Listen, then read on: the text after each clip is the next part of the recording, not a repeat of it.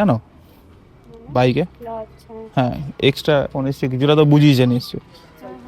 এটা কি বলে ক্লাচ? ক্লাচ এটা হচ্ছে তোমার গিয়ার, এই গিয়ারের ফ্রন্ট লিভার, এটা হচ্ছে গিয়ারের ব্যাক লিভার, আর এইটা হচ্ছে তোমার পায়ের ব্রেক।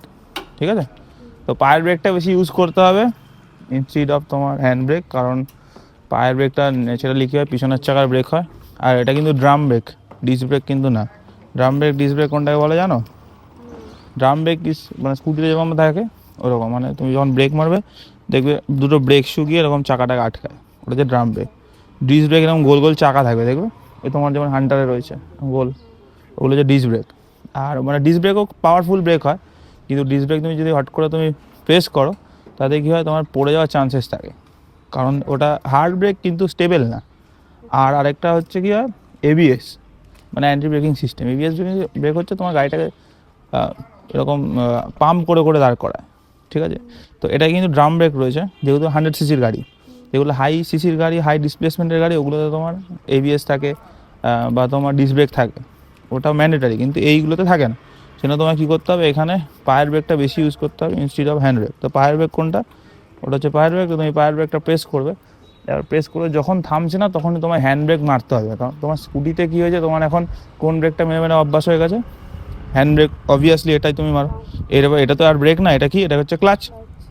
এখন তোমার ক্লাচের কাজ কি ফাংশন তোমায় পরে বোঝাচ্ছে, আগে তোমার ব্রেকটা বলে দিলাম যে ওই ব্রেকটা, পায়ের ব্রেকটা কিন্তু ইউজ করতে, মানে তুমি যখন চালাবে ওই ব্রেকটা, ওই পাটা তোমার উপরে থাকবে আর এই ব্রেকটা তোমার গ্রাউন্ডে থাকবে। এমনি ওয়েট টেকিংয়ে প্রবলেম নিশ্চয় হচ্ছে না তো? ওয়েট তো তুমি নিতেই পারছো, জিম টিম তো করো, তাহলে তো চাপ হবে।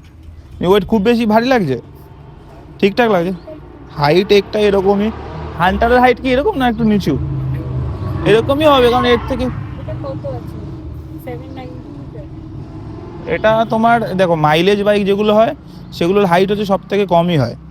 এবার অ্যাভেঞ্জার একদম একদম ঢাল, এর থেকে অ্যাভেঞ্জার আর হান্টারটা একটু শর্ট হাইট, কিন্তু বাকিগুলো তোমার এরকমই হয় না। এবার তুমি এটা যদি চালিয়ে নাও আরামসে তুমি হান্টারও চালিয়ে নেবে, কোনো অসুবিধা হবে না। তো ফার্স্ট আমি কি করলাম, এন স্ট্যান্ড ফর নিউট্রাল, নিউট্রালকে সবসময় কী হবে, জিরো ভাববে, বুঝতে তোমার সুবিধা হবে।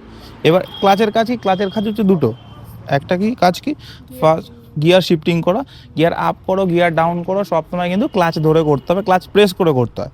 আর আর হচ্ছে কি কাজের আরেকটা কি, অ্যাকর্ডিং টু দ্য স্পিড আমার কী করতে হবে, ক্লাচ রিলিজ করতে হবে। যখন যখন আমি স্পিড বাড়াবো কী করবো, ক্লাচ আমি ছাড়তে থাকবো, আর যখন গাড়ির স্পিড কমে যাবে আমি কী করবো, ক্লাচটাকে পুল করে নেবো বা টেনে নেবো।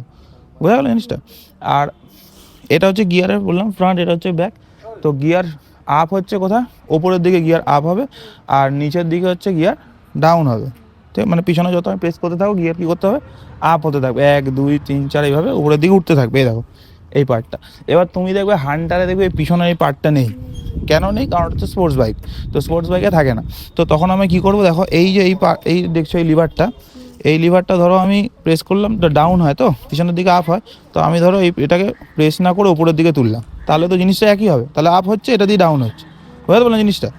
তো এইটা তুমি ইউজ করতে পারো, তাহলে তোমার হান্টারেরও সেম ফিলই হবে। বুঝে গেলো? এবার হচ্ছে কি, গিয়ার ফার্স্ট তুমি স্টার্ট করো, সেলফ স্টার্টটা করো। এটা না, এটা এটা স্টার্ট হয়ে গেল। ক্লাচ ধরো ফার্স্ট গিয়ার, পিছনে আপ হ্যাঁ ওটা দিয়েও করতে পারো, ওপরে তুলে নাও। হ্যাঁ ওপরে তুললে, পিছনে প্রেস করলে তো আপ হয়, তার জায়গায় তুমি ওপরে তুলছো, জিনিসটা একই হচ্ছে। তাহলে নিউট্রালটা চলে গেল, এগুলো গিয়ার ইন্ডিকেটার থাকে না, এগুলো পুরোনো বাইক। তো একে হয়ে গেছে, এখন নিউট্রাল থেকে এন লেখাটা চলে গেছে, মানে এখন ফার্স্ট গিয়ার শিফট। না হ্যাঁ, এগুলো সবগুলো ওপরে হচ্ছে ফার্স্ট গিয়ার আপ হয়, আর নিচে প্রেস করলে হচ্ছে গিয়ার ডাউন হবে। ঠিক আছে, ওরকম না যে 1 ডাউন 4 আপ, না ওরকম নয়। এটা এটা যেহেতু তোমার mileage bike, commuter normal bike, তো এখানে এই জিনিসগুলো নেই। ঠিক আছে, তো এখানে হচ্ছে ওপরের দিকে প্রেস করলে তোমার আপ হচ্ছে, নিচের দিকে হচ্ছে ডাউন হচ্ছে, সিম্পল। এটা মাঝে 1 ডাউন, মানে ওখানে যেমন একটা আপ বাকিগুলো, একটা ডাউন বাকিগুলো আপ, এরকম সিস্টেম কিন্তু এখানে নেই। এখানে নিচের দিকে হচ্ছে গিয়ার ডাউন আর ওপরের দিকে আপ, সিম্পল এটা। ঠিক আছে, তো এখন এন থেকে গিয়ারে চলে যাচ্ছে ফার্স্ট গিয়ারে। তো এখন কী করবো, আমি ক্লাচটা রিলিজ করবো। এবার দেখো তুমি দুটো হাত এখানে ট্যাঙ্কের ওপর রাখো, কিছু হবে না, ছেড়ে দাও। আমি ক্লাচটা ছাড়ছি, রিলিজ করছি, রিলিজ করছি, আরও রিলিজ করছি, আরও ছাড়ছি। ঠিক আছে, দেখো একটা টাইমের পরে এরা মোমেন্টাম জেনারেট হচ্ছে, তো স্পিড কিন্তু বাড়ছে না, কি হচ্ছে, আস্তে আস্তে মোমেন্টাম এগোচ্ছে। তো ঠিক যতটা রিলিজ করার পরে গাড়িটা সামনের দিকে এগোয়, ওই পার্টিকুলার পয়েন্টটাকে কী বলা হয়, ক্লাচ বাইটিং পয়েন্ট। তো বাইটিং পয়েন্ট এখন আমি এসে গেছে, আমি কী করবো, হোল্ড করবো, করে এবার আস্তে আস্তে আমাকে পিক আপ দিতে হবে, পড়বে না, চাপ নেই। তো এখন আমি কী করছি দেখো, আপনি যদি তোমার মনে হবে, দেখো এখন সাউন্ডটা নোটিস করো কীরকম, হাই আরপিএম সাউন্ড। যখন আমি রিলিজ করছি এটাকে, দেখো সাউন্ডটা চেঞ্জ হচ্ছে, এটা অ্যাবনর্মাল সাউন্ড করছে, লো আরপিএম সাউন্ড। তো যখন এই সাউন্ডটা হচ্ছে তখন কী করবো, আমি এই পজিশনটা হোল্ড করবো, কারণ বেশি যদি ছাড়ি কী হবে, এরকম জার্ক হয়ে বন্ধ হয়ে যাবে, ঠিক আছে। তো এখন গাড়িটা স্টপ হয়ে গেছে, তো আমি যদি স্টার্ট করতে হয় তাহলে কীভাবে স্টার্ট করবো, হ্যাঁ ক্লাস ধরে, গিয়ারে যখনই থাকবে ক্লাস ধরে স্টার্ট করো, যেমন তোমার গাড়ি যেরকম চালাও এখানেও তো সেরকম।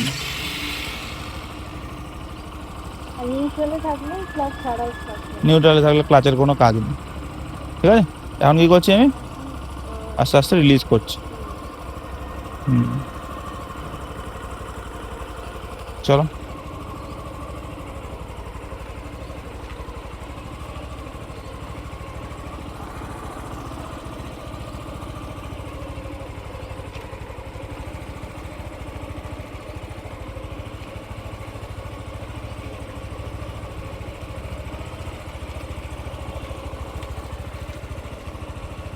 গুড।